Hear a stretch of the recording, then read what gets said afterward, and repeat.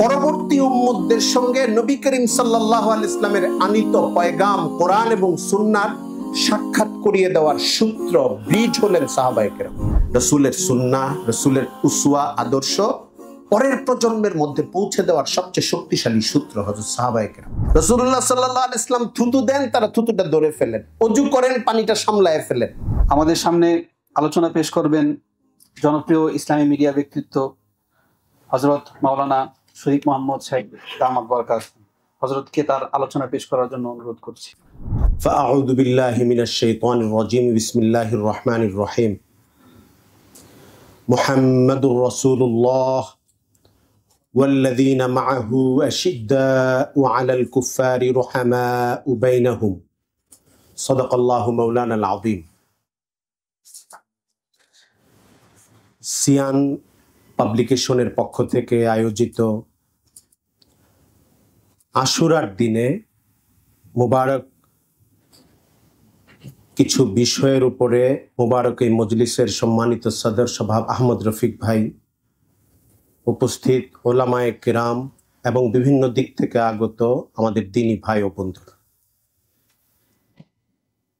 আজকের মজলিসের একদিক থেকে আমরা একদম শেষ প্রান্তে চলে এসেছি। এর সঙ্গে ক্লান্তি, মজলিস থেকে ছুটি নিয়ে ঘরে ফেরা, এরকম একটা অনুভূতি আমাদের ভেতরে সক্রিয় হয়ে উঠেছে। আমি বড়দের নির্দেশে, ইশারায়, পরামর্শে, বন্ধুদের পরামর্শে অল্প কয়েকটি কথা আজকের বিষয়ের উপরে পেশ করার চেষ্টা করব ইনশাআল্লাহ।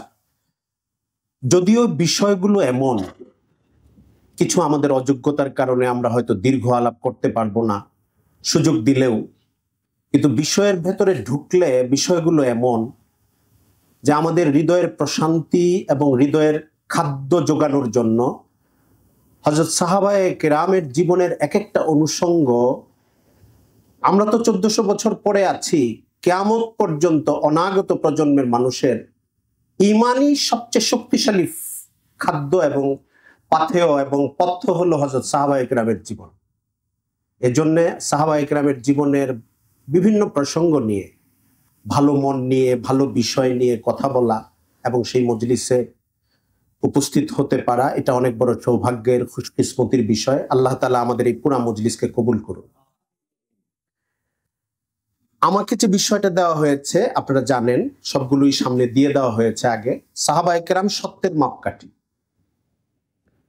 এর আগে সম্ভবত প্রফেসর মুখতার সাহেব আলোচনা করেছেন সাহাবায়ে কেরামের বিভিন্ন বিষয়ের ক্ষেত্রে, পারস্পরিক মত ভিন্নতা বা ইত্যাদির ক্ষেত্রে আমরা কোন পন্থা গ্রহণ করব, সালাফ কোন নীতি গ্রহণ করেছেন।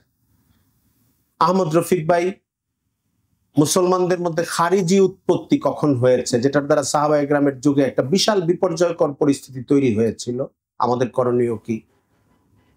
ইমরান রায়হান সম্ভবত কারবালার ইতিহাস এবং শিয়াদের প্রোপাগান্ডা, এগুলো নিয়ে কথা বলেছে। অনেকগুলো গুরুত্বপূর্ণ প্রসঙ্গ চলে এসছে। আমি যা বলবো বা আলোচনা করার চেষ্টা করব, দেখা যাবে এখানে বেশ কিছু জিনিস আলোচনা ইতিমধ্যে হয়ে গেছে। তবুও সাহাবায়ে কেরামের জীবনের আলোচনা এবং কিছু একটা ছোট্ট একটা ভিন্ন বিষয়ের আলোচনা। প্রথম কথা হলো সাহাবী কে? সাহাবী এটার সংজ্ঞা কি? আমরা তো আল্লাহর রাসূল সাল্লাল্লাহু আলাইহি ইসলামের পাশে যারা ছিলেন তাদেরকে সাহাবী বলি, কিন্তু এটার সংজ্ঞা নিয়ে কোনো কথা আছে কিনা? অনেকগুলো সংজ্ঞা দেওয়া হয়েছে, সব আমাদের সালাফদের পক্ষ থেকে। প্রত্যেকটা সংজ্ঞা একটার চেয়ে আরেকটা এরিয়া একটু বড় হয়ে যায় বা ছোট হয়ে যায়। উদাহরণ, যে আল্লাহ রাসূল সাল্লাল্লাহু আলাইহি ইসলামকে যিনি ঈমান সহ দেখেছেন, আবার ঈমান ছিল তার ওই সময়, দেখার সময়, এটা সবাই বলেছেন প্রায় এই কথা। এই শর্তটা সবার মধ্যেই আছে, কারণ আল্লাহ রাসূল সাল্লাল্লাহু আলাইহি ইসলামকে দেখেছেন আর ঈমানের শর্ত যদি না থাকে, তাহলে মক্কা এবং মক্কার কাফের, কুরাইশ, মদিনার মুনাফিক, ইহুদি সবাই দাখিল হয়ে যাবে সাহাবায়ে কেরামের সংজ্ঞার মধ্যে। তো এটা সম্ভব না। ঈমান সহ আল্লাহ রাসূল সাল্লাল্লাহু আলাইহি ওয়াসাল্লামকে দেখার পরে অনেকগুলি অবস্থা হয়। একটা অবস্থা হলো ঈমান সহ তার মৃত্যু হয়েছে। যিনি আল্লাহর রাসূলকে দেখেছেন তখন তার ঈমান ছিল। এরপরে ঈমান অবস্থায় তার মৃত্যু হয়েছে দেখনেওয়ালার, দর্শকের, উনি আল্লাহ রসুলের সাহাবী। এটা হচ্ছে হাফিজ ইবনে হাজার আসকালানি তার আল ইসাবা ফি তামিজি সাহাবা কিতাবে এই সংজ্ঞাটা বর্ণনা করেছেন। এবং সালাফদের জমহুর, প্রায় সর্বোচ্চ সংখ্যক মানুষ, ব্যক্তিগণ এই সংজ্ঞাটাকেই প্রাধান্য দিয়েছেন যে এটাই সবচেয়ে ভারসাম্যপূর্ণ সংজ্ঞা। অনেকে এমন শর্তও দিয়েছেন যে নবী করিম সাল্লাল্লাহু আলাইহি ওয়াসাল্লামের সঙ্গে দেখা হওয়ার পরে 1-2 বছর কাটিয়েছেন, তা না হলে উনি সাহাবী হবেন না, সংস্রব তো পাওয়া হইল না তার। আবার অনেকে এমন শর্ত দিয়েছেন যে আল্লাহ রসুল সাল্লাল্লাহু আলাইহি ওয়াসাল্লামকে দেখেছেন, কিন্তু তখন উনি প্রাপ্তবয়স্ক ছিলেন না, এই 4 বছর 5 বছর 7 বছর ছিলেন। উনি যেহেতু বালেগ ছিলেন না, উনি আল্লাহর রসুলকে দেখেছেন এবং সংস্রবটা নিয়েছেন, এটাও ইনকমপ্লিট, এটাও হবে না, এরকম কথাও কারো কারো আছে। কিন্তু সবচেয়ে ভারসাম্যপূর্ণ, সবচেয়ে বেশি তাৎপর্যপূর্ণ এবং সাহাবায়ে কেরামের পরিচয়টা সুন্দরভাবে ফুটে ওঠে, তাদের শ্রেণীটা, সেটা হলো ঈমান সহ নবী করিম সাল্লাল্লাহু আলাইহি ওয়াসাল্লামকে লিকা করা, জিয়ারা করা, দেখা এবং ঈমান অবস্থায় মৃত্যু হওয়া। দেখলাম ঈমান ছিল, পরে ঈমান চলে গেল, উনি সাহাবী না, এরকম ঘটনা আছে। উনারা হইলেন সাহাবী। সাহাবী শব্দের অর্থ হইল যিনি সংস্রব গ্রহণকারী। সাহেব, সাহাবী বহুবচন, সাহাবা, আসহাব, সাহেব, সাহাবী একবচন, সাহাবা, আসহাব, সাহাব এই শব্দগুলো বহুবচন। আপনি ইসলামের ইতিহাসের কিতাবপত্রের বহু জায়গায় শব্দগুলো এইভাবে পাবেন, সাহাবায়ে কেরাম, আসহাবে কেরাম। সাহাবায়ে কেরামের পরিচয় কি? আমরা কিভাবে তাদেরকে চিহ্নিত করব? উলুমে ইসলাম তাদেরকে কিভাবে চিহ্নিত করেছে? সালাফরা তাদেরকে কিভাবে পরিচিত করিয়েছেন যে সাহাবায়ে কেরাম কে আসলে? সাহাবায়ে কেরাম হলেন উম্মতে মুহাম্মাদি নামক রাসূল করিম সাল্লাল্লাহু আলাইহি ওয়াসাল্লাম দুনিয়াতে আসার পরের যে উম্মত, এই উম্মতের ফার্স্ট জেনারেশন, প্রথম জেনারেশন। উলামায়ে কেরাম বলেন, সালাফ তারা বলেন পরবর্তী উম্মতদের সঙ্গে নবী করিম সাল্লাল্লাহু আলাইহি ওয়াসাল্লামের আনিত পয়গাম, কোরআন এবং সুন্নাহর সাক্ষাৎ করিয়ে দেওয়ার সূত্র, ব্রিজ হলেন সাহাবায়ে কেরাম। জাস্ট ফার্স্ট জেনারেশন না, ওনারা না থাকলে ওনাদেরটাকে আপনি, ওনাদের চরিত্র, ওনাদের জেনারেশন, ওনাদের টাইমটাকে হাইড করে ফেলেন, সরায় ফেলেন, আল্লাহ রসুল পর্যন্ত উম্মত আর যেতে পারবে না। ইসলাম পরম্পরার মধ্য দিয়ে এসেছে, এই লাইব্রেরির মাধ্যমে আসে না। ডাটা ক্লিক করলাম, এসে গেল যে না ঠিক আছে 50 বছর গ্যাপ, তো গুগল দিয়ে পার হয়ে চলে যাব, এরকম না। ইসলাম অন্তত এরকম একদম সিনা বা সিনা, আন অমুক, আন অমুক, আমি অমুকের কাছ থেকে শুনেছি। হাদিসের বর্ণনাগুলোর মানে শব্দগুলোর এক একটা তাৎপর্য আছে, যে আমি শুনেছি তিনি বলেছেন, আমি দেখেছি তিনি এটা করেছেন। কেউ এভাবে বলেন নাই যে তিনি এটা করছেন, তিনি এটা বলছেন। আমি সামিআতু আন্নাহু, আমি শুনেছি তিনি এটা বলেছেন। যিনি বলেছেন উনি যদি সাহাবী হন, ওই হাদিস গ্রহণযোগ্য, যদি পরের সূত্রগুলো সুন্দর থাকে। আমি আবার যাই, সাহাবায়ে কেরাম হলেন উম্মতের পরবর্তী প্রজন্ম, আর রাসূল করিম সাল্লাল্লাহু আলাইহি ওয়াসাল্লামের আনিত মিশন, তার উপর যে কোরআন নাজিল হয়েছে, কোরআন, রাসূলের সুন্নাহ, রাসূলের উসওয়া আদর্শ পরের প্রজন্মের মধ্যে পৌঁছে দেওয়ার সবচেয়ে শক্তিশালী সূত্র হযরত সাহাবায়ে কেরাম। উম্মতের সবচেয়ে ত্যাগী, সবচেয়ে নিবেদিত, সবচেয়ে কুরবানিওয়ালা, আল্লাহর রসুলের সবচেয়ে নিবেদিত সংস্রব গ্রহণকারী এমন একটা প্রজন্ম, যাদের সম্পর্কে আল্লাহ রসুল সাল্লাল্লাহু আলাইহি ওয়াসাল্লামের বর্ণনা হলো যে হাদিসের শব্দ, তোমরা তাদের সমান হতে পারবা না, তোমরা তাদের, লা তাস্তাবি আসহাবি ফাইন্না আহাদাকুম লাউ আনফাকা মিসলা উহুদিন যাহাবান মা বালাগা মুদ্দা আহাদিহিম ওয়ালা নাসিফাহু। উহুদ পাহাড় পরিমাণ স্বর্ণ যদি দান করে দাও আল্লাহর রাস্তায়, আমার সাহাবীরা 1 মুদ পরিমাণ, অল্প একটা পাল্লা দিয়ে মাপা যায়, এই পরিমাণ যে দান করছে তারা এই দানের সমান হইতে পারবে না, বা তার অর্ধেকের সমান হইতে পারবে। তাদের নিষ্ঠা, তাদের ইখলাস, তাদের কোরবানি, নবী করিম সাল্লাল্লাহু আলাইহি ওয়াসাল্লামের সঙ্গে তাদের দিয়ে দেওয়া ওই সময়গুলো, যে আমি সকালে মারা যেতে পারি, আমি বিকালে মারা যেতে পারি, আমি দুপুরে মারা যেতে পারি। জেহাদের সময় মানে সাহাবায়ে কেরামের, এই জন্যে আমাদের কোনো বন্ধু যখন সাহাবায়ে কেরামের দাম্পত্য জীবন বা অন্য কোনো জীবন নিয়ে খুব ডিপলি বলতে থাকেন, আমরা তখন অনেক সময় বলি, এটা আবার বললেন, উনি কিন্তু এই বিবাহ বধূকে ঘরে রেখে জেহাদি গিয়া শহীদ হয়ে যাচ্ছেন, এই বর্ণনাটাও লেখেন। কারণ সাহাবায়ে কেরামকে আলাদা করে ফেলে যদি উনার ব্যবসা, উনার দাম্পত্য, উনার টাকা পয়সা কোনো কারণে আমার আলাদাকরণটা এমন একটা আলাদাকরণ হয় যে উনি বিরাট একটা মার্চেন্ট ছিলেন। উনি বিশাল দাম্পত্য জীবনে উনি সাংঘাতিক সুখী একজন মানুষ ছিলেন। মানে আমাদের যে ঢাকা শহরের মধ্যবিত্ত সুখী পরিবার ভক্ত একটা পরিবারের কল্পনা আমরা করি, ওই কল্পনাটা যদি সাহাবীদের ব্যাপারে বসাই যে হ্যাঁ উনি অফিসে যাইতেন আসতেন, পরে একদম বউ বাচ্চাকে পুরা সময়টা দিতেন, আর কাউকে সময় দিতেন না, খুব নিটোল একটা পারিবারিক দাম্পত্যের সুখের একটা জীবন ছিল, এটা ভালো, আমি মানা করছি না, কিন্তু সাহাবায়ে কেরাম এরকম ছিলেন না। তারা এরকমও ছিলেন মুহূর্তের মধ্যে এলান যদি হইতো ময়দানে আসো জেহাদে আসো, ওইটা রেখে তারা জেহাদে যাইতেন, শহীদ হয়ে যেতেন। তো ওই প্রজন্মের পরে কিয়ামত পর্যন্ত এই প্রজন্মের ঋণ পরিশোধ করার মতো কোনো প্রজন্ম আর আসতে পারবে না। এটা হইল আল্লাহ রসুল সাল্লাল্লাহু আলাইহি ওয়াসাল্লাম সাহাবায়ে কেরামের বৈশিষ্ট্য। সাহাবায়ে কেরাম সম্পর্কে আলোচনা করতে গিয়ে সালাফরা যেটা বলেন সব সময়, যে পৃথিবীর বিভিন্ন দেশের বিভিন্ন ব্যক্তিকে, গোষ্ঠীকে, সম্প্রদায়কে যাচাই করার ঐতিহাসিক অনেক সূত্র আছে, অনেক মানে সিস্টেম আছে, কিন্তু আল্লাহ রসুলের সাহাবীদেরকে মূল্যায়ন করা, তাদেরকে বিবেচনা করার জন্য ইতিহাস একমাত্র ব্যবস্থাপনা না। এটা করলে জাতি বারবার অ্যাক্সিডেন্ট করবে। এটা খুব মানে গুরুত্বপূর্ণ একটা প্রসঙ্গ। আজকে এইটার কয়েকটা কথা বলি, আমি শেষ করে দিব ইনশাল্লাহ। ইতিহাস খুব গুরুত্বপূর্ণ প্রাধান্যপ্রাপ্ত বিষয় না সাহাবীদেরকে বোঝার জন্য। তাহলে আমরা সাহাবীদেরকে যেভাবে জানি এটা কি ইতিহাস না? এটাও ইতিহাস, এটাও ইতিহাসই, এর সঙ্গে কখনো একটু হাদিসও আছে। কিন্তু ইতিহাসের উপর নির্ভর করে কাটাছেঁড়া শুরু করা, ইতিহাসের উপর নির্ভর করে সাহাবাদেরকে আমি অতীতে তুলে ফেলা, যে হ্যাঁ ওনার এই হাতটা রাখবো, এই পাটা ফেলে দিব, এই মাথাটা কেটে ফেলবো, হাতটা ছোট করে ফেলবো, আবার আরেকটা সংযোগ করে দিব, ওনার এটা কম পড়ে গেছে এটা যুক্ত করে দিচ্ছি, এটার কোনো সুযোগ নেই।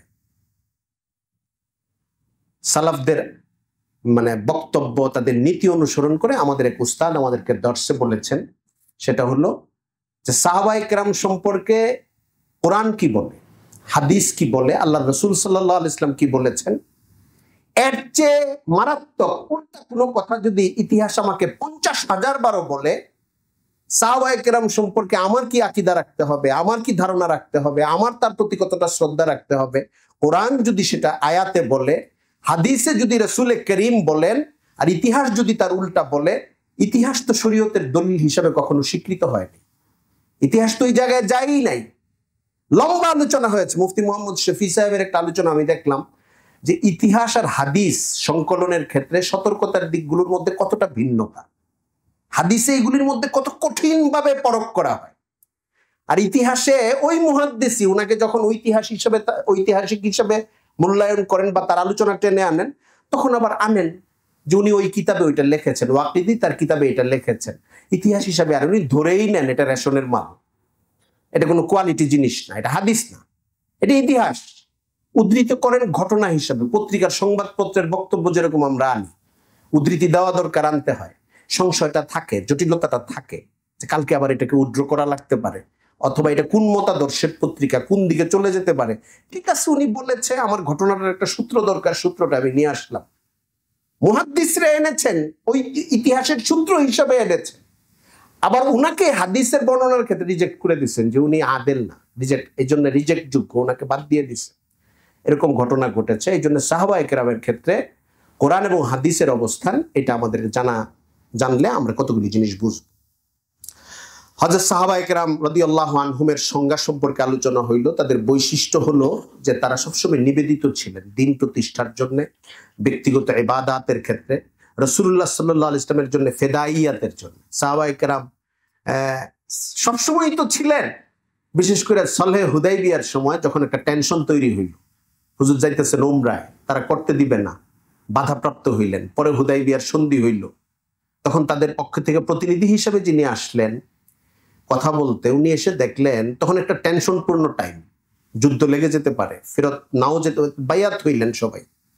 রাসূলুল্লাহ সাল্লাল্লাহু আলাইহি ওয়াসাল্লাম থুতু দেন, তারা থুতুটা ধরে ফেলেন, অজু করেন, পানিটা সামলায় ফেলেন।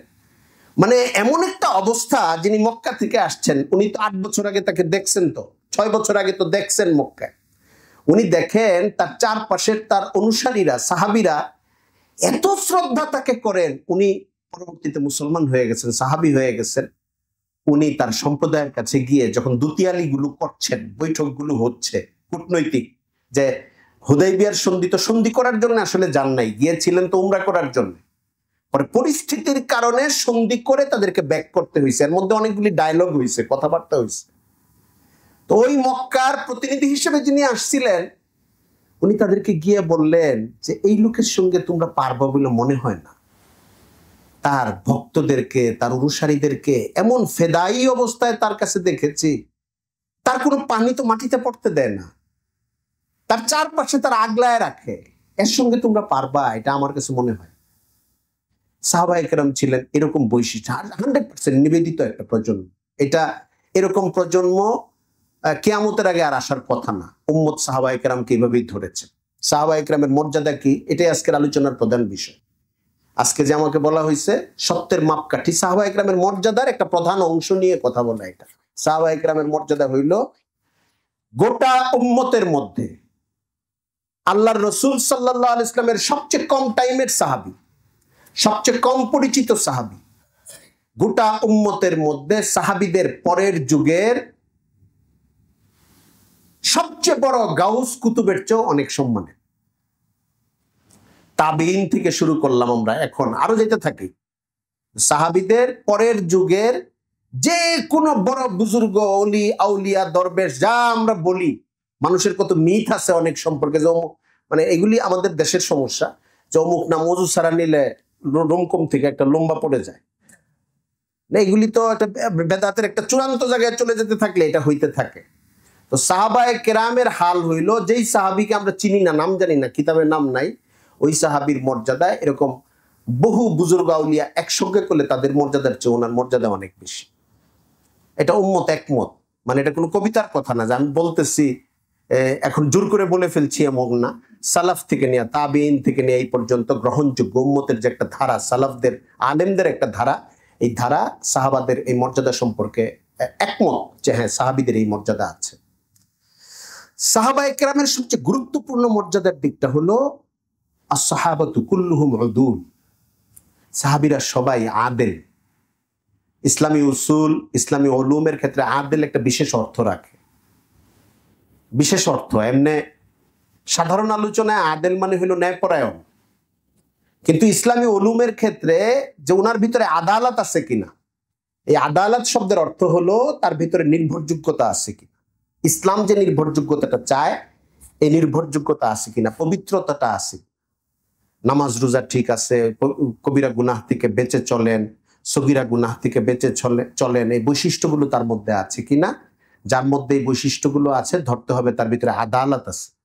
একটা চারিত্রিক বৈশিষ্ট্য হিসেবে যখন চিহ্নিত হয়, রাসূল করিম সাল্লাল্লাহু আলাইহি ওয়াসাল্লামের বর্ণনা এবং আল্লাহ তাআলা কালামে পাকে যে ইরশাদ করেছেন, এইগুলোর সমন্বয় করে উলামায়ে উম্মত এই বৈশিষ্ট্যে পৌঁছেছেন যে আস-সাহাবাতু কুল্লুহুম উদুল, সাহাবায়ে কেরাম সবাই হইলেন আদেল, পবিত্রতাপূর্ণ বৈশিষ্ট্যের অধিকারী, গুনাহ মুক্ত এবং নীতি নৈতিকতা সম্পন্ন, যে নীতি নৈতিকতাটা ইসলামের প্রত্যাশিত।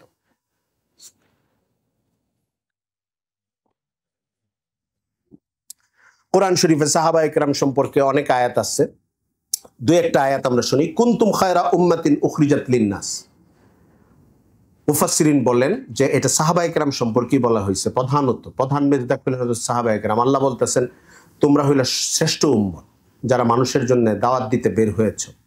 আরেক আয়াতে আছে ওয়াকাযালিকা জাআলনাকুম উম্মাতান ওয়াসাতা, তোমাদেরকে উম্মতে ওয়াসাত বানিয়ে দেওয়া হয়েছে, লিতাকুনু শুহাদা আলান নাস। মুহাম্মাদুর রাসূলুল্লাহ ওয়াল্লাযীনা মাআহু আশিদ্দাউ আলাল কুফফারি রুহামাউ বাইনাহুম, এখানেও সাহাবায়ে কেরামের প্রশংসা করা হয়েছে যে তারা নিজেদের মধ্যে পারস্পরিক অত্যন্ত কোমল হৃদয়, সদাচারী তারা। ইয়াউমা লা ইয়াখজিল্লাহুন নাবিয়্যা ওয়াল্লাযীনা আমানু মাআহু, এখানেও সেই কিয়ামতের দিন আল্লাহ তাআলা নবীকে এবং তার সঙ্গের সহচরদেরকে অপমানিত করবেন না, লাঞ্ছিত করবেন না। এই আয়াতের এই যে তর্জমা, এখানেও সাহাবীদেরকে উদ্দেশ্য নেওয়া হয়েছে। রাদিয়াল্লাহু আনহুম ওয়া রাদু আন, আল্লাহ তাদের ব্যাপারে রাজি, সাহাবায়ে কেরাম আল্লাহর ব্যাপারে রাজি। ওয়া ইযা কিলা লাহুম আমিনু কামা আমানান নাস, কাফেরদেরকে বলা হইলো লোকেরা যেরকম ঈমান আনছে তোমরা ওইরকম ঈমান আনো। এই লোকেরা ঈমান এনেছে এটার দ্বারা উদ্দেশ্য হলো সাহাবায়ে কেরাম যেরকম ঈমান এনেছে। অর্থাৎ কোরআন শরীফের বহু আয়াতে মুফাসসিরিনে কেরাম বলেন যে এই আয়াতের মেজদাক মানে পাত্র যাদেরকে উদ্দেশ্য করা হয়েছে তার প্রধান মেজদাক হলেন সাহাবায়ে কেরাম। শ্রেষ্ঠ একটা মানব প্রজন্ম হিসেবে দেখানো হয়েছে। সাহাবায়ে কেরাম সম্পর্কে উম্মতের বড় একটা অংশের দাবি, দেখেন রাসূল করিম সাল্লাল্লাহু আলাইহি ওয়াসাল্লাম হাদিসে কি বলছেন, অনেক হাদিস আছে সাহাবায়ে কেরাম সম্পর্কে, আমরা খুতবায় শুনি খায়রুল কুরুনি কারনি সুম্মাল্লাযীনা ইয়ালুনাহুম সুম্মাল্লাযীনা ইয়ালুনাহুম, সবচেয়ে উত্তম প্রজন্ম হইল আমার প্রজন্ম, তারপরে তারা, তারপরে তারা। আন আবি সাঈদিন খুদরি লা তাস্তাবি আসহাবি ফাইন্না আহাদাকুম লাউ আনফাকা, এই হাদিসটা আমি আপনাদের পড়েছি যে উহুদ পরিমাণ দান করলেও তোমরা আমার সাহাবীদের সমান হইতে পারবা না। আসহাবি কান নুজুম ফাবিআইহিম ইক্তাদাইতুম ইহতাদাইতুম, আমার সাহাবীরা আকাশের নক্ষত্রের মতো, যাকে তোমরা অনুসরণ করবে হেদায়েত পেয়ে যাবা। বলা হয় যে হাদিসের সনদে দুর্বলতা আছে, কিন্তু এর কাছাকাছি অর্থের মধ্যে আরো অনেক হাদিস আছে। আল্লাহ আল্লাহ ফি আসহাবি লা তাত্তাখিদুহুম গরাদাম মিন বাদি ফামান আহাব্বাহুম ফাবিহুব্বি আহাব্বাহুম ওয়া মান আবগাদাহুম ফাবিবুগদি আবগাদাহুম। আল্লাহর দোহাই, আল্লাহর দোহাই, আমার সাহাবীদেরকে তোমরা সমালোচনা করো না, সমালোচনার টার্গেট বানায়ো না।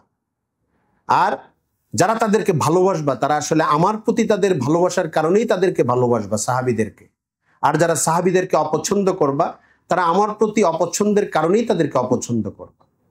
এই জন্যে উম্মতের উলামায়ে কেরাম সালাফরা একমত, কিছু কিছু মত ব্যক্ত করেছেন। একটা মত হইল সাহাবায়ে কেরামের সমালোচনা করা, তাদের প্রতি অশ্রদ্ধা রাখা, এইটা সর্বনিম্ন অপরাধ হইল ফাসিকি, এটা ফিস্ক, এটা একটা গুনাহ। কোন কোন ইমাম বলেছেন, আমি কালকে রাত্রেই দেখেছি, সালাফদের ইমাম, এলেমের অর্থে ইমাম, মাযহাবের ইমাম না, বলেছেন যে সাহাবীদের যে সমালোচনা করে সে জিন্দিক। কোন কোন সালাফদের বড় ইমাম বলেছেন যে সাহাবীদের প্রতি যে শ্রদ্ধা রাখে না সে ইসলামের প্রথম প্রজন্মে কোরআন হাদিস সহ যা যা আছে উসওয়ায়ে রাসূল হিসেবে আমরা যা পাই সবকিছুর প্রতি সে ধীরে ধীরে শ্রদ্ধাহীন হয়ে যাবে এবং সে দিন থেকে বিচ্যুত হয়ে যাওয়া তার জন্য সহজ হয়ে যাবে। এই জন্য সাহাবায়ে কেরামকে সত্যের মাপকাঠি হিসেবে ধরা, শ্রদ্ধার সঙ্গে দেখা, সমালোচনার ঊর্ধ্বে মনে করা, এটা গুরুত্বপূর্ণ। বলতে পারেন যে সাহাবায়ে কেরামের কিছু কিছু বিষয় তো সামনে চলে আসে অনেক সময়, বা এসেছে ইতিহাসে, অনেক বিশ্লেষণে এসেছে, অনেক আলোচনা এসেছে, অনেক ঘটনা এসেছে। আমরা সেক্ষেত্রে কি করব? আলোচনা সম্ভবত মুক্তাসাব করেছেন, সালাফ এসব জায়গায় নীরবতা অবলম্বন করেছেন। কোনো একটা পক্ষে এমনভাবে যান নাই যে আরেকটা পক্ষকে আমার স্বৈরাচার বলতে হয়। দুই দিকে যদি সাহাবী থাকে, কোনো একজন সাহাবীর মর্যাদা অনেক বেশি, তার তুলনায় আরেকজন সাহাবীর মর্যাদা হয়তো কম, দুইজনের মধ্যে বিরোধ হয়েছে, ঠিক আছে, আমার মনের টান যদি মর্যাদাওয়ালা সাহাবীর সঙ্গে থাকে থাকবে, কোনো সমস্যা নেই। আরেকজনের প্রতি ঘৃণা যেন না থাকে, আমার মনের মধ্যে একটা ব্যাখ্যা থাকবে। কারণ আমি যে এই যে ঘৃণাটা করছি এটা ইতিহাসের সূত্রে করছি। আমরা তো ৭১ মাত্র ৫৩ বছর ভালো করে যে বলবো অমুকটার সেক্টর কমান্ডার কে ছিল এটা নিয়েই তো এখনো আপনার দাঁড় করানো কঠিন, ঘোষণাটা কে দিয়েছিল আমি জানতামই না। সাক্ষী টাক্ষী দেওয়া শেষ যুদ্ধাপরাধের মামলায়, এই লোকের নাম পত্রিকায় দেখেছি তখন, যখন উনি সাক্ষী টাক্ষী দিয়েছে।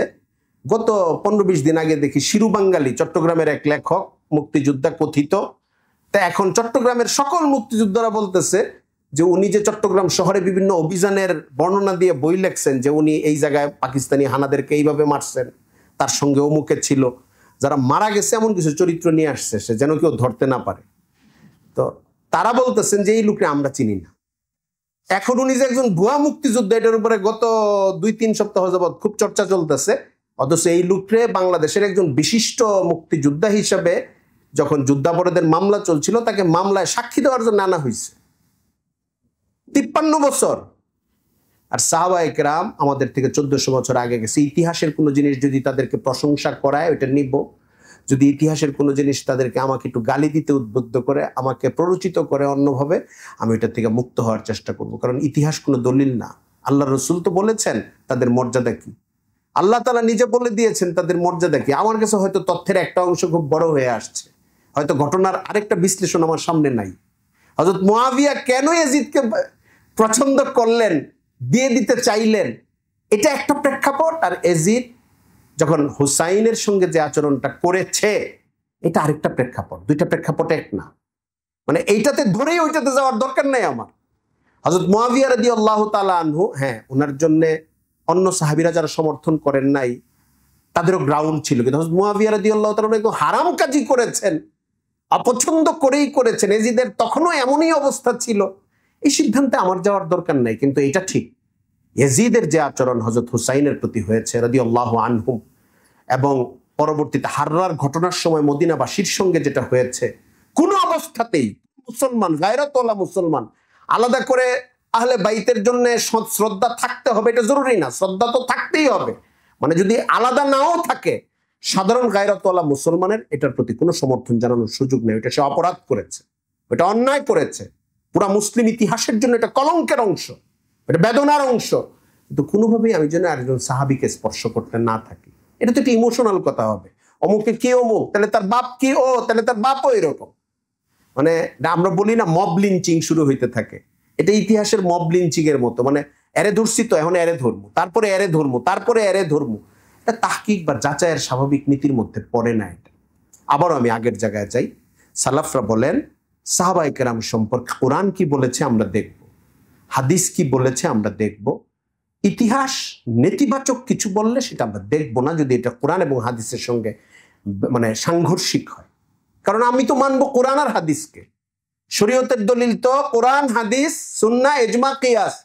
ইজমাও তো কায়েম হয়ে রয়েছে, গোটা উম্মতের আলেমরা তো বলে রেখেছেন তাদেরকে টার্গেট করা যাবে না, তাদেরকে সমালোচনা করা যাবে না, সাহাবীদেরকে সমালোচনা করা যাবে না।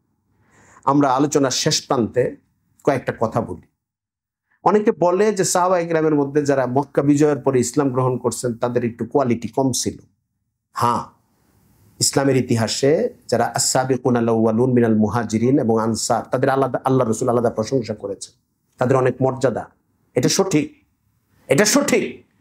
কিন্তু দুর্বল ছিলেন, সেমি সাহাবী ছিলেন বা কোয়ার্টার সাহাবী ছিলেন বা নিসফ সাহাবী ছিলেন মক্কা বিজয়ের কারণে, এটা সঠিক না। একটু তাচ্ছিল্যের সঙ্গে বলা, উনি তো মক্কা বিজয়ের পরে হইছেন। মক্কা বিজয়ের পরে একজন সাহাবী হইলেন হযরত ইকরিমা রাদিয়াল্লাহু আনহু, আবু জাহেলের ছেলে। কেমন ছেলে?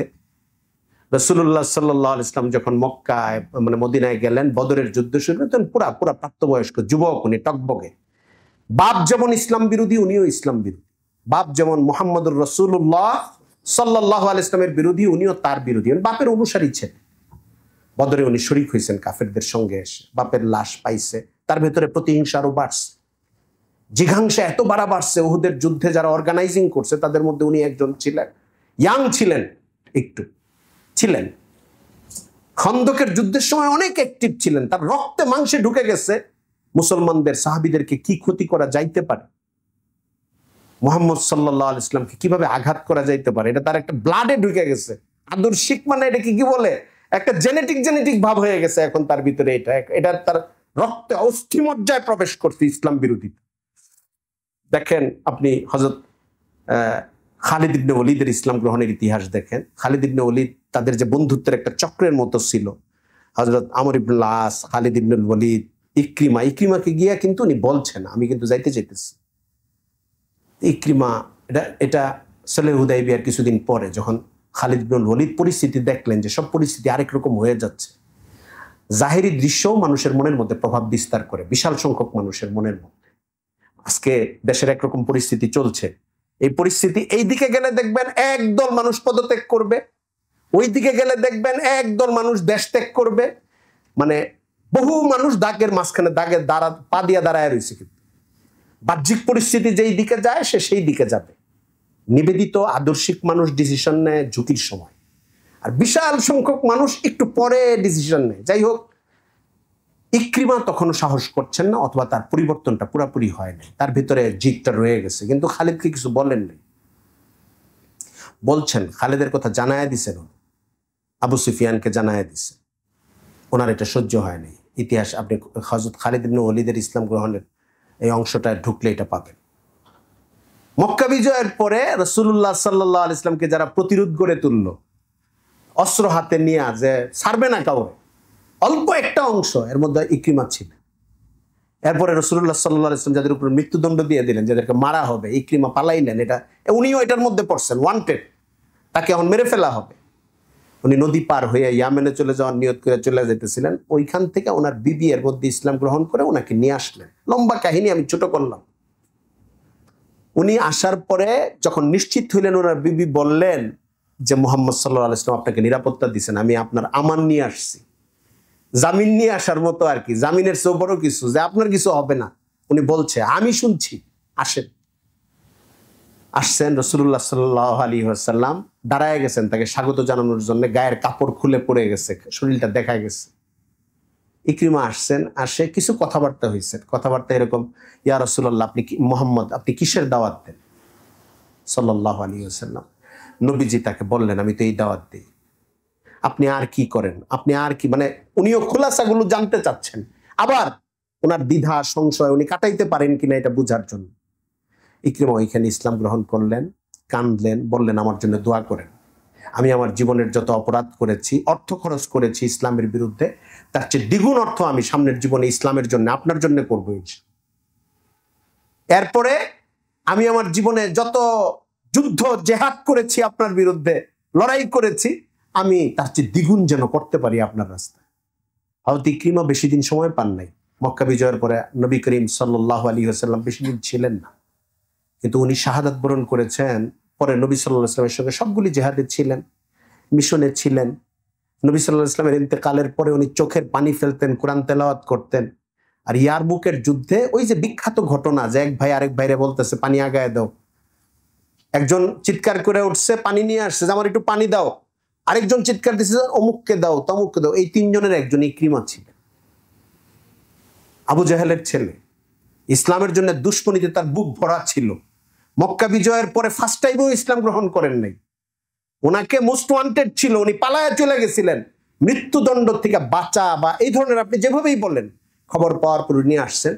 আল্লাহর রসুলের চেহারা তাকানো, আল্লাহর রসুল সাল্লাল্লাহু আলাইহি ওয়াসাল্লামের মুহূর্তের সোহবত মাটির টুকরাকে তো স্বর্ণের খনি বানায় দিতে পারত। তাই হযরত ইকরিমার জীবনে এটা ঘটছে। আবার উল্টাটাও আছে। জয়নব বিনতে জাহাশ উম্মুল মুমিনিন, ওনার এক ভাই হলো আব্দুল্লাহ ইবনে জাহাশ, আরেক ভাই হলো উবাইদুল্লাহ ইবনে জাহাশ। উবাইদুল্লাহ ইবনে জাহাশ ইসলামের প্রথম যুগে ইসলাম গ্রহণ করছেন, বিয়ে করছেন কাকে? রামলাকে, যার নাম উম্মু হাবিবা উম্মুল মুমিনিন, আবু সুফিয়ানের মেয়ে, হযরত মুয়াবিয়ার বোন। যখন হাবশায় হিজরতের কাফেলা তৈরি হইল, সিঙ্গেল ম্যানও ছিল, দম্পতিও ছিল, ওনারা দম্পতি ছিলেন, কয়েকটা দম্পতি ছিল, কয়েকজন, তো ওনারাও ছিলেন। হাবশায় চলে গেলেন। হাবশা ছিল খ্রিস্টান প্রভাবিত অঞ্চল, বাদশাহ নাজাশির এলাকা। এমনিতে কোনো অনিরাপত্তা ছিল না, কোনো জটিলতা ছিল না, কোনো সমস্যা ছিল না। আমি বলতে থাকি, ঠিক আছে? অন্য কোনো জটিলতা তার সামনে ছিল না, কোনো শাসন মানে ক্ষমতা ঘটিত, প্রভাব ঘটিত জটিলতা তৈরি করে তাকে দিন থেকে সরিয়ে নেওয়া, এগুলো ছিল না। কিন্তু এইখানে ঘটনার একটা অংশ হলো মানুষ সংস্কৃতির দ্বারা প্রভাবিত হয়, পরিস্থিতির দ্বারা প্রভাবিত হয়। ঐতিহাসিকরা বলেন এবং সিরাতের ঘটনাবলিতে এটা পাওয়া যায়। উবাইদুল্লাহ ইবনে জাহাশ প্রথম দিকে ইসলাম গ্রহণকারী, মক্কার প্রথম দিকে নির্যাতনের কারণে, নির্যাতিত হওয়ার কারণে যাদেরকে হাবশায় হিজরত করতে নবী করিম সাল্লাল্লাহু আলাইহি ওয়াসাল্লাম বলে দিয়েছেন, হাবশায় হিজরতের প্রসঙ্গটা এসেছেই নির্যাতন থেকে বেঁচে দিন নিয়ে কোনো রকম যান বাঁচায় চলার জন্য। ওখানে যাওয়ার পরে উনি খ্রিস্টানদের সমাজে থাকতে থাকতে উনি খ্রিস্টানদের দ্বারা প্রভাবিত হয়ে দিনে ইসলাম ছেড়ে খ্রিস্টানদের ধর্ম গ্রহণ করে ফেলেছেন। পরে তার বিবির সাথে তার ছাড়াছাড়ি হয়ে যায়। তার বিবিকে নবী করিম সাল্লাল্লাহু আলাইহি ওয়াসাল্লাম পরে বিয়ে করেন। উনি হইলেন উম্মু হাবিবা, তার আগের নাম হইল রামলা। তো এই ঘটনা যখন ঘটে, এটা একটা ভিন্ন ঘটনা, তার কোনো কিছু আদর্শ নাই। কিন্তু যেই সাহাবী আল্লাহ রসুল সাল্লাল্লাহু আলাইহি ওয়াসাল্লামের একদম শেষ মুহূর্তের সাহাবী, উনিও সাহাবী, ফুল সাহাবী, সাহাবিয়াতের মধ্যে কোনো কমতি নাই। এই জন্যে উলুমুল হাদিসের ক্ষেত্রে, হাদিসের শাস্ত্রের ক্ষেত্রে একটা গুরুত্বপূর্ণ বিষয় হইল, যত হাদিস আছে সর্বশেষ ব্যক্তিটি যখন সাহাবী হয়, মাঝখানের ব্যক্তিদেরকে যাচ পড়তাল করা হয়, যারা তাদিলের যাচাই হিসাবে। আসমাউর রিজালের একটা ফোন আছে হাদিসের, হাদিস শাস্ত্রে, অর্থাৎ যারা যারা হাদিসগুলি পৌঁছান সাহাবীদের থেকে নিয়ে ইমাম বুখারী, তিরমিজি, মুসলিম, ওনাদের যুগ পর্যন্ত মাঝখানে যারা হাদিসগুলো বহন করেছেন, একজন আরেকজনের কাছ থেকে শুনেছেন, এদের ব্যক্তিগত ডাটার উপর ভিত্তি করে যে ফর্ম তৈরি হয়েছে, এটা আসমাউর রিজাল ফর্ম। উনি নামাজ পড়তো কিনা, উনি খাইতো কিনা, ওনার বিবি বাচ্চা কেমন ছিল, সন্তান কেমন ছিল, ব্যবসা কেমন ছিল, লেনদেন কেমন ছিল, ভাইটাল কিছু প্রসঙ্গ নিয়ে এটাকে একটা দাঁড় করানো আছে। আসমাউর রিজালের উপরে কিতাবও আছে। সাহাবি আর ইমাম বুখারীর মাঝখানের যত রাবি, এই রাবিদের চরিত্র বিশ্লেষণ আছে, যে ওই হিসেবে ঠিক করা হবে উনি সেকা না গায়রে সেকা। হাদিস তো আল্লাহর রসুলের, কিন্তু মাঝখানে দুইটা ধাপ যদি এমন পড়ে যায় যে বিশ্বস্ত না, হাদিসটা দুর্বল হয়ে যায়।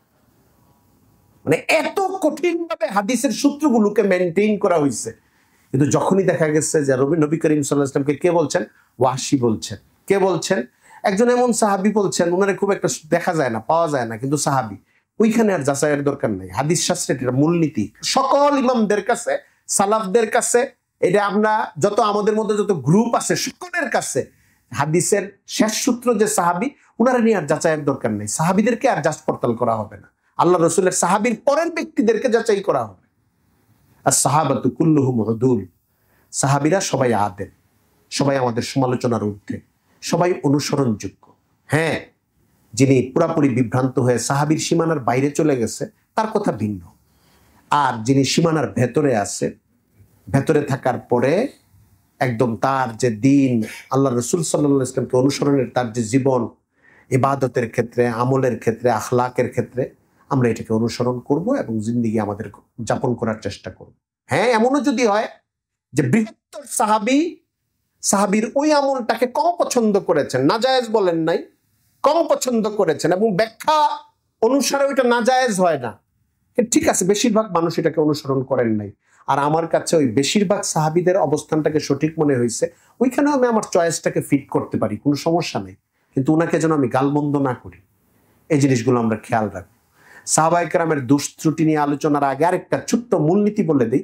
মানুষের দুষ্ত্রুটির দুইটা দিক থাকতে পারে, একটা হলো ব্যক্তিগত অপরাধ, জিনা করা, মদ্যপান করা, লেনদেন খারাপ করা, এটা ব্যক্তিগত অপরাধ। আরেকটা হলো রাজনৈতিক অপরাধ, ক্ষমতার দ্বন্দ্ব, আমি যাব না তুমি যাবা। এখন সাহাবায়ে কেরামের মধ্যে যেটা নিয়ে আলোচনা হয় সেটা হলো খেলাফতের প্রশ্ন, বিভিন্ন প্রসঙ্গ নিয়ে। একজন সাহাবীকে দেখান যে ওনার লেনদেন খারাপ, উনি গোপনে মদ খাইতেন, গোপনে পরকিয়া ছিল, নাউজুবিল্লাহ, বুঝার জন্য শব্দগুলো ব্যবহার। মানুষের ব্যক্তিগত ক্যারেক্টার বা ইসলামের কাবায়েরকে চিহ্নিত করার যে পদ্ধতি, ওই জায়গাটায় উনি লুজ ছিলেন, পাশাপাশি পলিটিক্যালিও খারাপ ছিলেন। এরকম একজন সাহাবী বের করে, একজন সাহাবীও এরকম ছিলেন। তার মানে কি, কোনো না কোনো কারণে ওইখানে উনি কঠিন ছিলেন, অন্য কোনো কারণে। ওলামায়ে উম্মত বলেন, রাষ্ট্র ব্যবস্থা অন্য পলিটিশিয়ানদের কাছে ক্ষমতা যাওয়ার মাধ্যম, সাহাবায়ে কেরামের কাছে রাষ্ট্র ব্যবস্থাটা খেদমতের মাধ্যম ছিল। নবী করিম সাল্লাল্লাহু আলাইহি ওয়াসাল্লাম যখন জিহাদের ময়দানে বলতেন তুমি আগে যাবা না, তুমি আগে যাবা, সাহাবীরা কারাকারি শুরু করে দিতেন। এই কারাকারিটা দুনিয়াবি কারাকারি, এটা মুসাবাকা ফিল খায়রাত। খেলাফতের ব্যবস্থার ক্ষেত্রেও ভুল হয়ে যেতে পারে, অমুকে গেলে আমি যাকে ভালো মনে করছি উনি করলে এটা ভালো হইতে পারে। তাদের অনুভূতিগত এই অবস্থানগুলো পরিণতির দিক থেকে শেষে ভুল হইতে পারে, কিন্তু তার নিয়তের দিক থেকে ভুল ছিল। এই জন্য আমাদের ব্যাখ্যাগুলো, আমাদের চিন্তাগুলো, কোরআন সাহাবীদেরকে কি বলেছে, হাদিস শরীফে সাহাবায়ে কেরামকে কি বলা হয়েছে, গোটা ইজমায়ে উম্মত কি বলেছে, এবং সাহাবায়ে কেরাম ব্যক্তিগত জীবনে আসলে কেমন, আমি যাকে না বুঝে খারাপ মনে করছি উনি ব্যক্তিগত জীবনে কেমন, যদি আমি ওই তথ্যটা দেখি, এটা খুব কঠিন জিনিস পৃথিবীতে। ব্যক্তিগত জীবনে ওনার কোনো প্রবলেম নাই, এই পুরা গোটা সম্প্রদায়টার মধ্যে নাই, জেনারেশনটার মধ্যে নাই, কিন্তু আমি আবার তাদেরকে কোনো কোনো কারণে অনেক বেশি লোভী মনে করছি, কোনো জায়গায় অনেক বেশি ক্ষমতা চর্চাকারী মনে করছি, অনেক বেশি জালেম মনে করছি, অনেক বেশি কোনো কোনো জায়গায় চালাক মনে করছি। তার মানে হইলো আমার ইতিহাসটা বুঝতে কোথাও কোনো গন্ডগোল হচ্ছে, আমার পরম্পরাটা ঠিক নাই। কতগুলি জিনিসকে একটার সঙ্গে আরেকটাকে মিলাইতে হয়। একটা সমাজকে, একটা ব্যক্তিকে, একটা সময়কে চিহ্নিত করতে হলে এটা ঠিক এরকম হইলে এরকম হবে, এটা এরকম হইলে এরকম হবে, এটা মিলে এটা সামঞ্জস্যশীল হয়। আমার একটা জায়গাকে আমি যে পয়েন্ট দিতে চাচ্ছি বা যেভাবে চিহ্নিত করতে চাচ্ছি, এটা যদি তার ক্যারেক্টারের অন্যান্য বৈশিষ্ট্যের সঙ্গে অসঙ্গতিপূর্ণ হয়, বুঝতে হবে এখানে আমার বিশ্লেষণে কোথাও গন্ডগোল আছে। সাহাবায়ে কেরামের ঘটনাবলী নিয়ে মূলত যারা কিতাবপত্র লিখেছেন তাদের বেশিরভাগ ক্ষেত্রে শিয়া চিন্তার দ্বারা প্রভাবিত কিতাবপত্র বেশি। এটার কারণে ওই ভারসাম্য না থাকা ঘটিত জটিলতাগুলো বেড়েছে। এখন এটার থেকে বের হওয়ার আর সুযোগ নাই উম্মতের। এখন আমাদের পক্ষে আর পেছনে যাওয়া সম্ভব না, যে পেছনে ঠিক ওইরকম কি আছে, ওইরকম আর কিছু নাই, যে একদম নিরেট ক্লিয়ার ভাবে কোনো নিরপেক্ষ হয়ে সকলের ব্যাখ্যা উপস্থিত করে হাজির করা, এরকম নাই। তবে উম্মতের অনেক উলামায়ে কেরামি নানান ভাবে ব্যাখ্যাগুলো পেশ করার চেষ্টা করেছেন, যে কোনটার মধ্যে কিভাবে কি হইলে সাহাবায়ে কেরামের এই জিনিসটার একটা ভালো দিক থাকে। এটা উনি অন্যায় করার জন্য করেছেন এমন না, উনি তখন এটাকে এরকম ভালো মনে করেছেন, এই জন্য করেছেন। এরকম কিতাব অনেক লেখা হয়েছে। আমরা কি করব? আমরা যেই জায়গাটায় কোনো ব্যাখ্যায় যেতে পারছি না বলে মনে করবো, ওই জায়গায় নীরবতা অবলম্বন। ইতিহাসের সূত্র ধরেই তো আমার অনুভূতি, আমি বুঝবো ইতিহাসের কোনো জায়গায় কোনো গ্যাপ আছে। আমি আবার কোরআনের দিকে তাকাবো, আমি আবার হাদিস শরীফের দিকে তাকাবো। আর পরবর্তীতে আরেকটা জিনিস ঘটেছে, কিছু শিয়া চিন্তার দ্বারা শুরুতে ইতিহাসগুলো কিছু লিখিত হয়েছে, পরবর্তীতে প্রাচ্যবিদেরা, যাদেরকে আমরা ওরিয়েন্টালিস্ট বলে, এরা যখন বইপত্রগুলো নিয়ে কাজ করেছে, এরা ক্ষমতা কেন্দ্রিক ব্যাখ্যাগুলোর ক্ষেত্রে সবসময় খুব বাস্তব ব্যাখ্যাগুলো, বাস্তব মানে কি বস্তুগত ব্যাখ্যাগুলো বেশি করে। আপনি এখনো দেখবেন আলেমুল আমাদের কোনো বিষয় নিয়ে যদি বামপন্থী কোনো পত্রিকা লেখে, সে লিখবে উনি ওনাকে টেক্কা দিতে চাইলো, তারপরে এটা হইলো। মানে আমাদের কাছে ব্যাপারটা এরকম না। আমাদের কাছে ব্যাপারটার মধ্যে হয়তো মতবিরোধের একটা ব্যাপার আছে। সাম্প্রতিক 50 বছরের আলেমদের কোনো বিষয়, যাদের উভয় পক্ষকে আমরা ভালো জানি, তাদের কোনো বিষয় নিয়ে একটা বাম ঘেঁষা লোক যদি ব্যাখ্যা করে, সে একটা বস্তুগত ব্যাখ্যা করবে। উনি দেখতো তার ক্ষমতা চলে যাচ্ছে, এই জন্য উনি এটা করেছে। মানে দুনিয়ার রাজা বাদশারা যা করে, সে ওই জিনিসটা এখানে লাগিয়ে দেয়। ওরিয়েন্টালিস্টরা ঠিক সেম জিনিস করেছে। সাহাবায়ে কেরামকে ব্যাখ্যা করার সময় কিছু শিয়া বর্ণনা তো তারা পেয়েছে এক পাক্ষিক, পরেও তারা ওই শব্দগুলো, ওই তারা যে চাতুর্যগুলো, তাদের সমাজে যে চাতুর্যগুলো প্রয়োগ হয়েছে, বস্তুগত যে কারণগুলোর প্রয়োগ হয়েছে, সাহাবীদের এক পক্ষের সঙ্গে আরেক পক্ষের সঙ্গে ওই বিশ্লেষণগুলো যুক্ত করেছে। সাহাবায়ে কেরামের ক্ষেত্রে এটা ঘটে নাই, মতবিরোধ ঘটেছে, দূরত্ব হয়েছে মতবিরোধের কারণে। কারণটা বস্তুগত ছিল না, কারণটা লোভ ছিল না, কারণটা টেক্কা দেওয়া ছিল না, চাতুর্য ছিল না, পলিটিক্যাল ধূর্ততা ছিল না। এটা আপনি সাকিফায়ে বনু সাঈদায় হযরত আবু বকর সিদ্দিক রাদিয়াল্লাহু তাআলা আনহুকে নিয়ে সব সাহাবীরা যে বৈশা গেছেন, যে আপনার কাছে এখন বাইয়াত হবে হুজুরের ইন্তেকালের পরে, শিয়ারা যখন এটা বর্ণনা করে, তখন মনে হয় হযরত আলীকে বঞ্চিত করার জন্য প্ল্যান করে এখানে মুহাজির এবং আনসার সাহাবীরা একসঙ্গে হয়েছে। এই জন্য হযরত ওমর, আবু বকর, ওসমানকে গালি দিতে দিতে দিতে দিতে ওদের জিন্দেগির সমস্ত পুণ্য আর সওয়াব তারা ওই লাইনে কামাই করার চেষ্টা করে।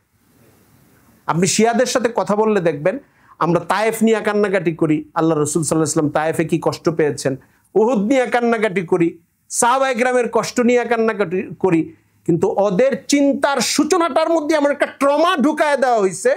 একটা ছেলে যদি প্রাপ্তবয়স্ক হওয়ার পর থেকে শুনে যে তার মা পরকিয়া করতো, এই জন্য তার বাবাকে খুন করে ফেলছে, মানে ইনফরমেশনটা যদি তার মাথায় এইভাবে সেট করে দেওয়া হয়, একটা তার বাবা মারা গেছে কোনো কারণে, আর মাও তার বাবার কাছ থেকে আলাদা হয়ে গেছে, কিন্তু কোনো একজন লোক ষড়যন্ত্র করে তার হার্ড ডিস্কে ঢুকায় দিচ্ছে যে তোর মা পরকিয়া করতো আর তোর বাবাকে তোর মাই বিষ খাওয়ায় মারছে।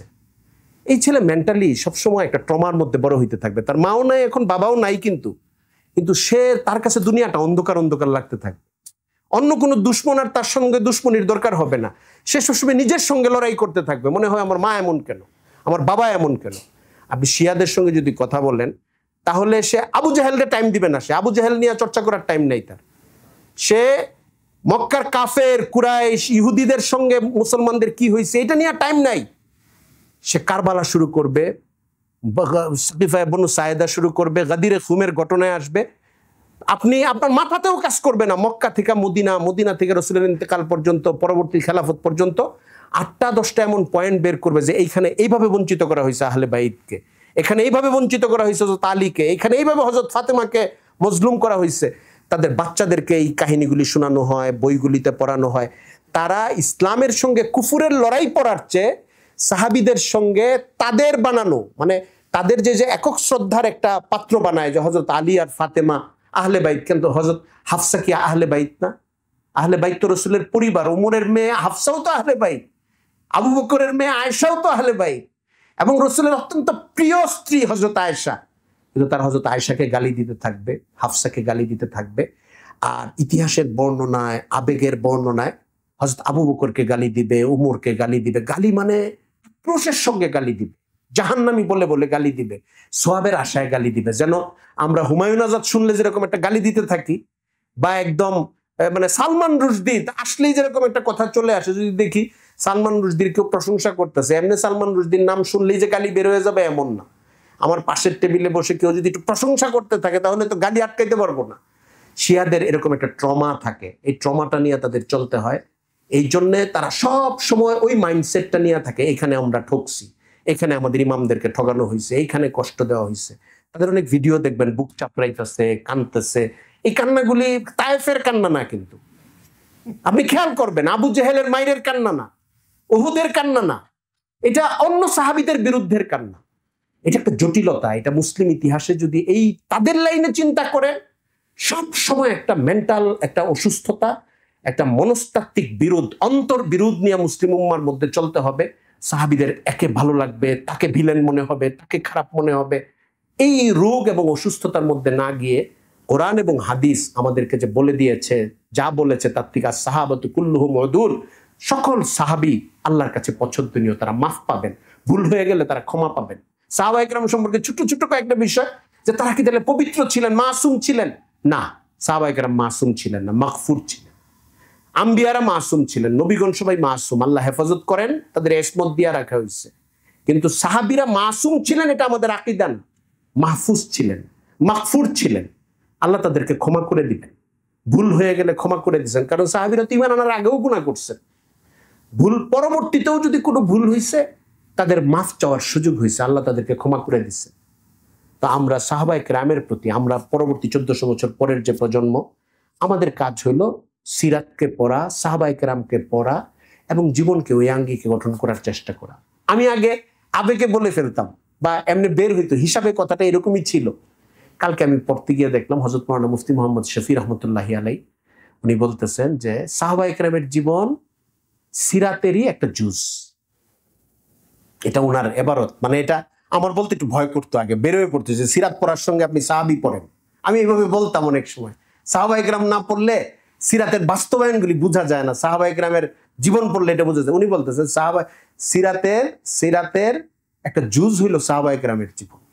নবী করিম সাল্লাল্লাহু আলাইহি ওয়াসাল্লামের জীবন আমরা পড়ার জন্য সাহাবায়ে কেরামের জীবন যখন পড়বো, তখন হুজুর যে তাকে এটা করতে বলছেন আর উনি করছেন, এই দুইটা মিলায় যখন সামনে আসবে, মানে দেহটাও আসবে, তার ছায়াটাও আসবে, দুইটা রূপই আমাদের সামনে আসবে, অনুসরণটা সহজ হবে। আমি সিয়ান পাবলিকেশনের এই ধরনের অভিনব সুন্দর বরকতময় আয়োজনের জন্য আমাদের ভাই আহমদ রফিক ভাই এবং ওনার অন্য সঙ্গী সাথী, বিশেষ করে এই যে সংস্থা যাদের এটা একটা অন্য ওনাদের ব্যবসায়ী ভাইদের একটা সংস্থার একটা হল রুম, এখানে একটা অফিস স্থায়ীভাবে হয়েছে, তাদের ব্যবসায়িক কর্মকাণ্ডের মধ্যে আল্লাহ বরকত দান করেন, শুদ্ধতা দান করেন এবং ব্যবসা করার মধ্য দিয়ে জাতিকে একটা একটা দরকারি রাস্তা দেখানো, একটা মানে লিডিং, এমন অনেক কিছু করা যায় অনেক সময়, আল্লাহ করে দেন ব্যবস্থা, যেন এই জাতির উপকারে লাগে আর একটু বাড়তি কিছু হয়।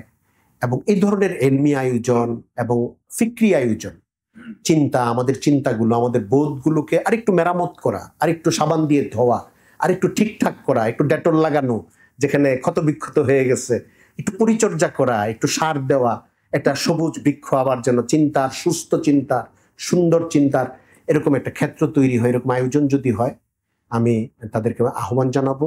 আমি আবারও শুকরিয়া জানাই। আমি একটু অসুস্থ ছিলাম, একটু ক্লান্তি ছিল, আসছিও একদম শেষ মুহূর্তে, খুব প্রস্তুতিও ছিল না। তারপরে মনে হয়েছে সাহাবায়ে কেরাম নিয়ে একটু আবেগে কথা হবে আমাদের মধ্যে। কি প্রস্তুতি, সাহাবায়ে কেরাম নিয়ে তো শ্রদ্ধার ফুলের দস্তক বসায় দেওয়া থাকা দরকার আমাদের সবার মধ্যে। আল্লাহ তাআলা আমাদেরকে হযরত নবী করিম সাল্লাল্লাহু আলাইহি ওয়াসাল্লামের আশিক বানান। হযরত সাহাবায়ে কেরাম তাকে যেভাবে মানছেন, তাকে যেভাবে তার কথাগুলো মেনে জীবনে বাস্তবায়িত করেছেন, ওইভাবে বাস্তবায়িত করার তৌফিক দান করেন। ওয়া আখিরু দাওয়ানা আনিল হামদুলিল্লাহি রাব্বিল আলামিন ওয়া মা আলাইনা ইল্লাল বালাগ। জি জি জি জি, কারো প্রশ্ন থাকলে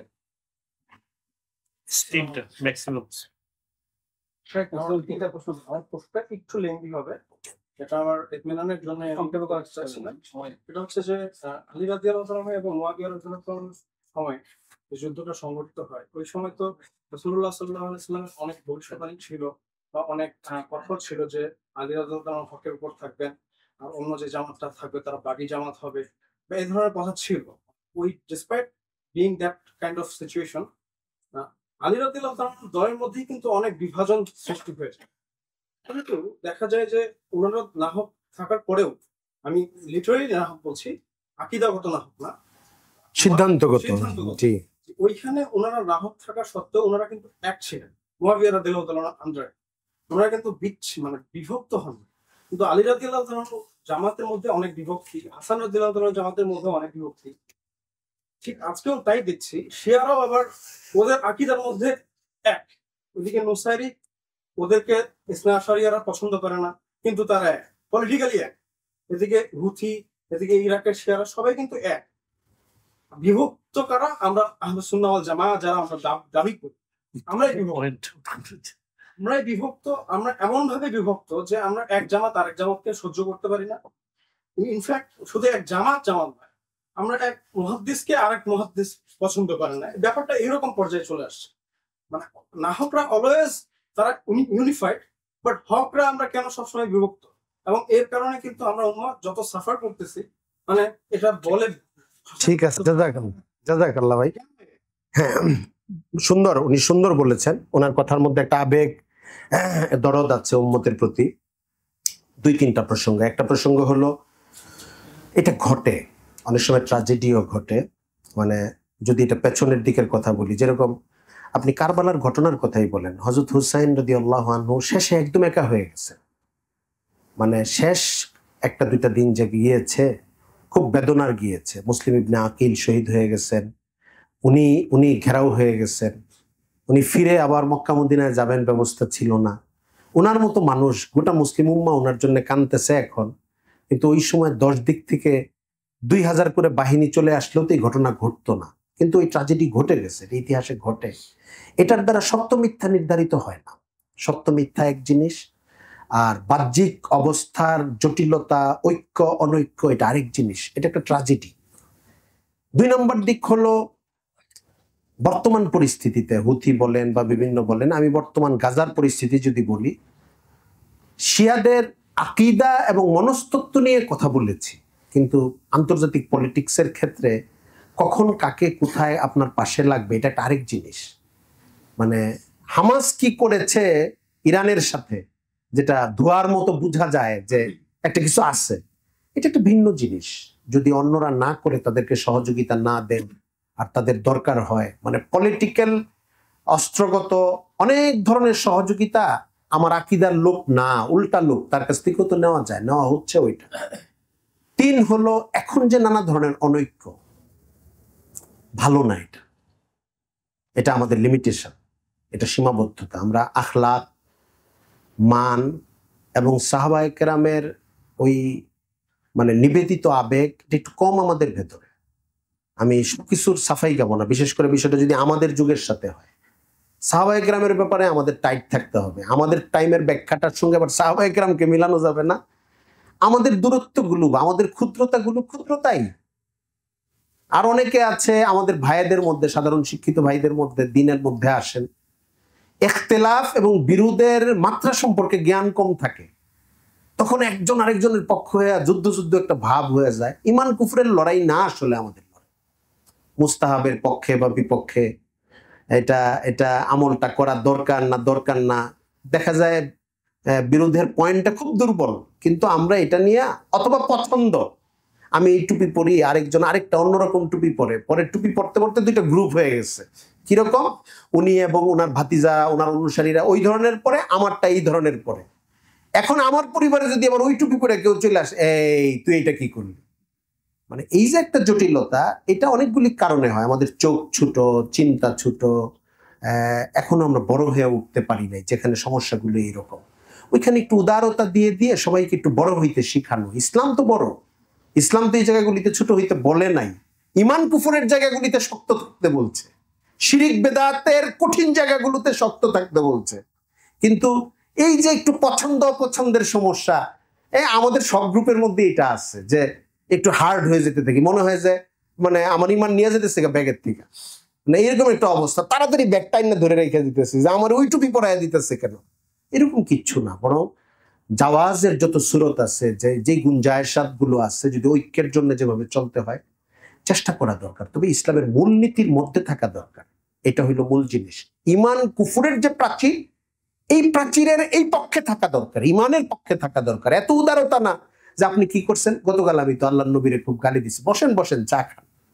এটা হইতে পারে না একজন মুসলমানের, কোনো কারণ ছাড়া এটা হইতে পারে না যদি সে তওবা না করে। যদি বসতে হয় তাহলে আগে একটা চর দিয়া নিতে হবে, ওরা তো লাড়ি দিয়ে একটা বাড়ি দিয়া নিতে হবে, পরে বসতে হবে। এটা চা খেতে পারলে এমন খা।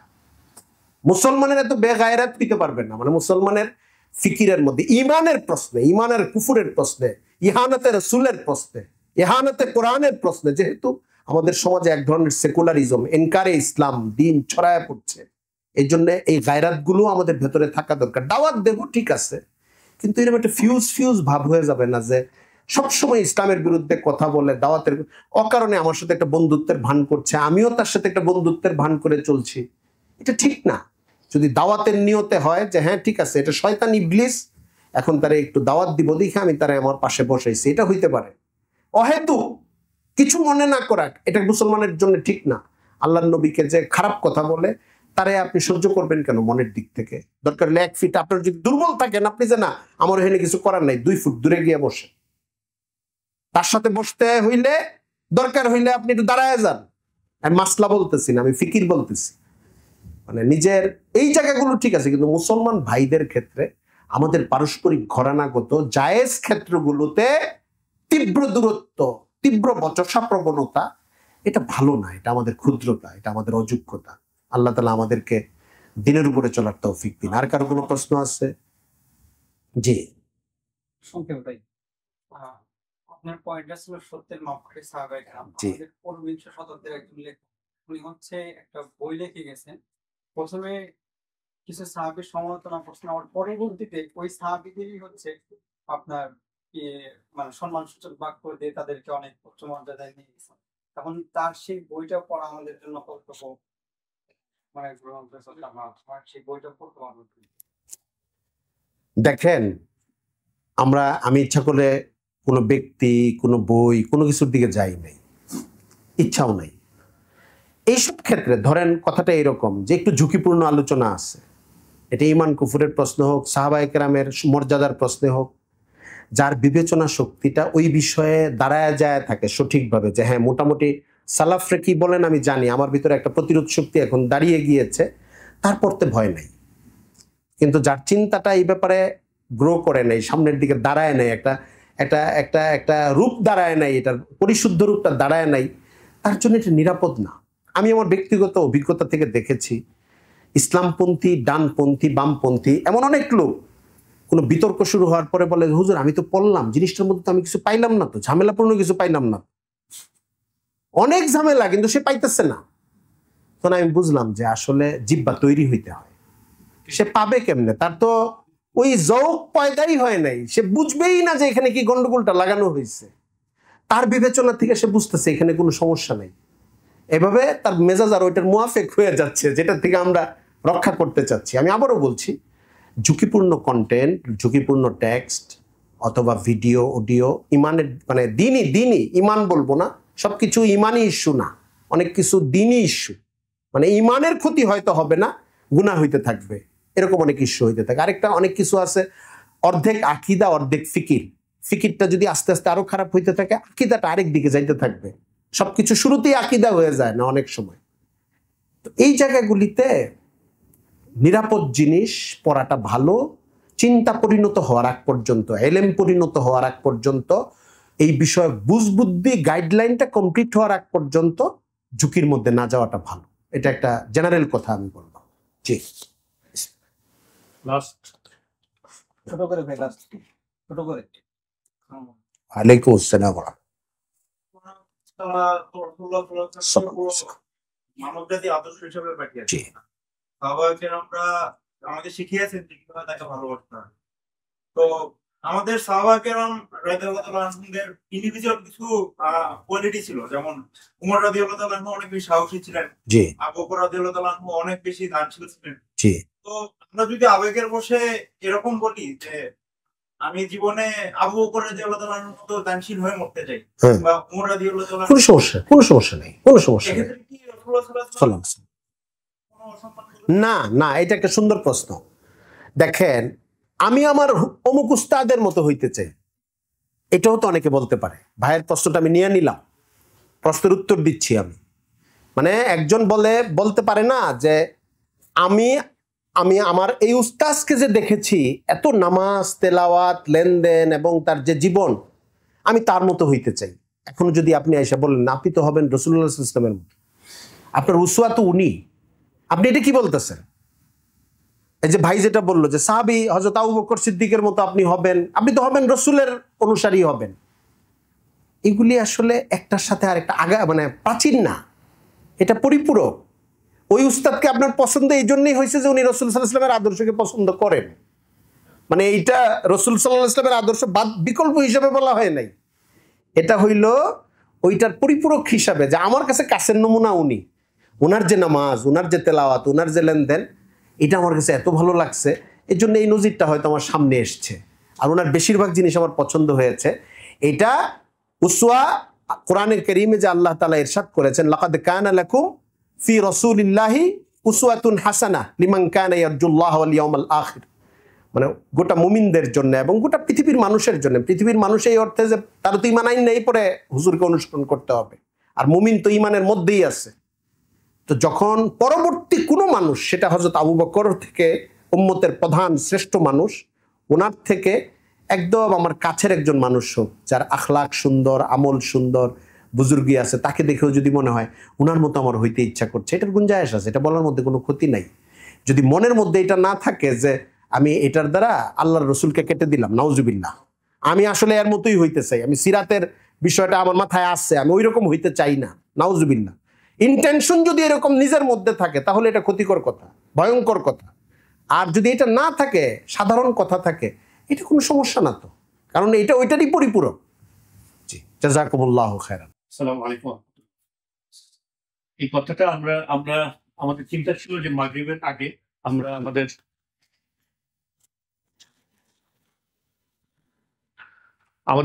চিন্তা ছিল মাগরিবের আগে আমরা আমাদের একটা সিরিজ প্রকাশনা শেষ করেছি, সেটা খোলাফা রাশিদুন সিরিজ, এবং আবু বকর as-সিদ্দিক, ওমর ইবনুল খাত্তাব, ওসমান ইবনু আফফান, আলী ইবনু আবি তালেব, হাসান ইবনু আলী রাদিয়াল্লাহু আনহুম আজমাইন।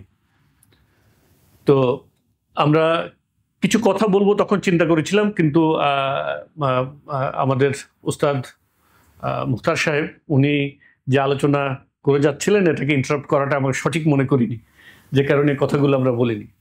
উম্মতের মধ্যে মানে রসুলের পরে খোলাফা রাশিদুন হলেন সেই প্রজন্ম।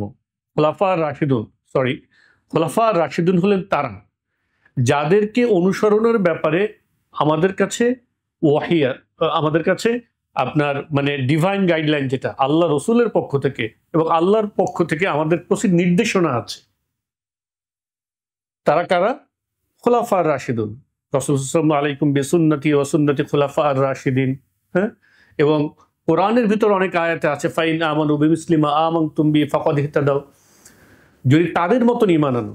এখানে একটা বিষয় হলো যে কঠিন পরিস্থিতি রাসূল সাল্লাল্লাহু আলাইহি ওয়াসাল্লাম ডিল করেছেন, এবং খোলাফা রাশিদুন ওনারাও ডিল করেছেন। কিন্তু রাসূল সাল্লাল্লাহু আলাইহি ওয়াসাল্লামের সাথে তো সরাসরি ওয়াহির কানেকশন ছিল, অনেক সময় তিনি সরাসরি দিক নির্দেশনা পেয়েছেন। সো ওনার ব্যাপারটা একদিক থেকে ভিন্ন। কিন্তু খোলাফা রাশিদুন ওনারা যে সঠিক পথে ছিলেন, সেটা কিন্তু অ্যাজ এ হিউম্যান বিইং ছিলেন, অ্যাজ এ মানুষ যার সাথে ওয়াহির সরাসরি কোনো কি নাই, সম্পর্ক নাই। তারা আল্লাহ রসুলের জীবনকে, কোরআনকে সামনে রেখে একটা পরিস্থিতিতে কিভাবে ডিসিশন মেক করতে হয় মানবিক বুদ্ধি বিবেচনা প্রয়োগ করে, সেটার ক্ষেত্রে ওনারা কিন্তু সর্বোত্তম আদর্শ, ওনাদের কোনো বিকল্প নেই। খেয়াল রাখি, আল্লাহ রসুলের সিদ্ধান্ত নেওয়ার ক্ষেত্রে তার সাথে সরাসরি ওয়াহির সম্পর্ক ছিল, কিন্তু খোলাফা রাশিদুনের কিন্তু সরাসরি ওয়াহির সম্পর্ক ছিল না। তারা কিভাবে সিদ্ধান্ত নিতেন? রাসূল সাল্লাল্লাহু আলাইহি ওয়াসাল্লামের সুন্নাহ, কোরআন সামনে রেখে নিজেদের বুদ্ধি বিবেচনা প্রয়োগ করে, পরিস্থিতি বিশ্লেষণ করে ওনারা সঠিক সিদ্ধান্ত কিভাবে নেওয়া যায় সেভাবে নিতেন। আপনি এবং আমি আমাদের জন্য কিন্তু একই প্রক্রিয়া অনুসরণীয়, কিন্তু ওনারা আমাদের জন্য আদর্শ, ওনাদেরকে অনুসরণ করতে বলা হয়েছে। তাহলে আমরা ওনাদের অনুসরণের মধ্যে সর্বোত্তম সেই পথ নির্দেশনাটা পাবো যে কিভাবে আমার অবস্থায়, আমার পরিস্থিতিতে কোরআন এবং সুন্নাহকে সামনে রেখে বুদ্ধি বিবেচনা প্রয়োগ করে, পরিস্থিতি বিশ্লেষণ করে ম্যাক্সিমাম এবং সবচেয়ে ভালো সিদ্ধান্ত, উত্তম সিদ্ধান্ত, রাইট সিদ্ধান্ত কিভাবে নেওয়া যায়, এটা কিন্তু খোলাফা রাশিদুনের জীবনের ভিতরে আছে। সো এই জন্য আমরা তাদের জীবনী, সকল সাহাবাদের জীবনী অবশ্যই গুরুত্বের সাথে পড়বো এবং বিশেষ গুরুত্বের সাথে আমরা খোলাফা রাশিদুনের জীবনী আমরা পড়বো ইনশাআল্লাহ। আমরা খোলাফা রাশিদুন সিরিজের ডক্টর আলী মোহাম্মদ সাল্লাবির পার্টটা আমরা কমপ্লিট করেছি এবং আজকের আমরা সেই প্রেক্ষাপট থেকেই এই সেমিনারটার আয়োজন করেছি। আপনারা কষ্ট করে এসেছেন, আল্লাহ তাআলা আপনাদের সকলকে কবুল করুন এবং আমাদের এই ক্ষুদ্র কাজটুকুকে আল্লাহ তাআলা কবুল করুন, ভুল ত্রুটি মাফ করে দিন। আসসালামু আলাইকুম ওয়া রাহমাতুল্লাহ। একটু দোয়া করে দেবেন।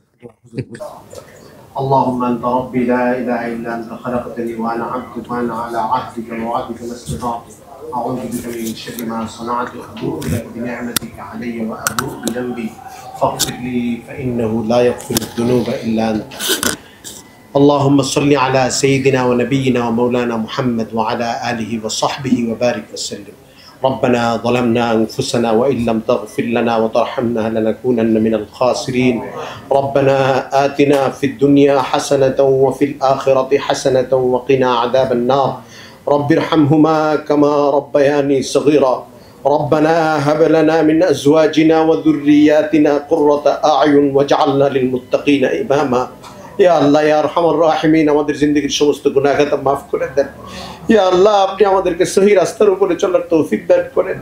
ইয়া আল্লাহ আজকে আমরা অনেকে আপনি তৌফিক দিয়েছেন বলে আশুরার দিন রোজা রাখার সুযোগ হয়েছে। ইয়া আল্লাহ আপনি আমাদেরকে পেছনের 1 বছর এবং সারা জিন্দেগির পেছনের জীবনের গুনাহ খাতা আপনি মাফ করে দেন। ইয়া আল্লাহ আপনি আমাদেরকে নামাজ রোজার সঙ্গে, কোরআন শরীফের সঙ্গে, সিরাতের সঙ্গে এবং রাসূলের সুন্নতের সঙ্গে মহব্বতের সম্পর্ক দিয়ে দেন। ইয়া আল্লাহ আপনি আমাদের জিন্দেগির সমস্ত গুনাহ খাতা মাফ করে দেন। আমাদের নতুন প্রজন্মের জেহেনের মধ্যে, জিসিমের মধ্যে আপনি দ্বীন দিয়ে দেন। ইয়া আল্লাহ গোটা উম্মতের নতুন প্রজন্মের মধ্যে আপনি দ্বীন দিয়ে দেন। আল্লাহ মজলুম মুসলমানদেরকে আপনি বিজয় দান করেন। ইয়া আল্লাহ দুনিয়ার প্রান্তে প্রান্তে যারা খুব কষ্টে আছে তাদের কষ্টগুলো আপনি দূর করে দেন। ইয়া আল্লাহ আমাদেরকে অন্তত গায়রাত নিয়ে তাদের জন্য কিছু না কিছু করার তৌফিক দান করেন।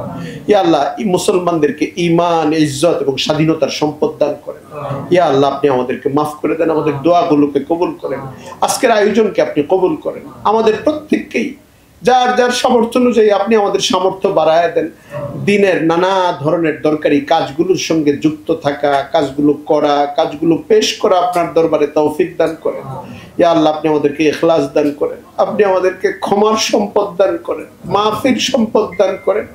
ইয়া আল্লাহ আমরা ভুল করে ফেলি, আপনি আমাদেরকে মাফ করে দেন, মাফ করে দেন, মাফ করে দেন। আপনি মাফ করতে পছন্দ করেন, আপনি মাফ করে দেন। আল্লাহুম্মা ইন্নাকা আফুউন কারীম تحب العفو فاعف عنا.